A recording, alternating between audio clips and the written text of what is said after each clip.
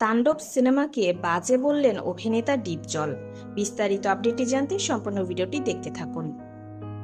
সম্প্রতি মুক্তি পেয়েছে শাকিব খান অভিনীত আলোচিত সিনেমা তাণ্ডব। দর্শকদের একাংশ যেখানে প্রশংসায় ভাসাচ্ছে, অন্যদিকে প্রবীণ অভিনেতা ডিপজল এই সিনেমা নিয়ে করলেন চরম সমালোচনা। এক সংবাদ সম্মেলনে ডিপজল স্পষ্ট ভাষায় বলেন, তাণ্ডব সিনেমাটি তার কাছে একেবারেই বাজে লেগেছে।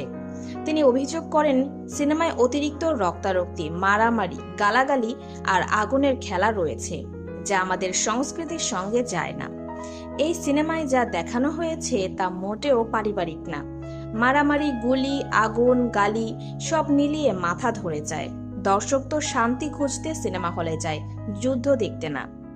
তার মতে এমন ধরনের সিনেমা তরুণ সমাজের ওপর খারাপ প্রভাব ফেলতে পারে। সিনেমাতে কাটাকাটি, বড় বড় বন্দুক চালানো, নেশা করা, এগুলো দেখে দেখে তারা বাস্তব জীবনেও এগুলো করতে দ্বিধাবোধ করে না। হার্টের পেশেন্টদেরও এসব দেখলে ক্ষতি হয়। তিনি আরো বলেন, আমরা যদি পরিবার নিয়ে সিনেমা দেখতে নাই পারি তাহলে সেই সিনেমা ব্যর্থ বলেই আমি মনে করি। তবে শাকিব খান ভক্তদের একাংশ ডিপজলের বক্তব্যকে মানতে নারাজ।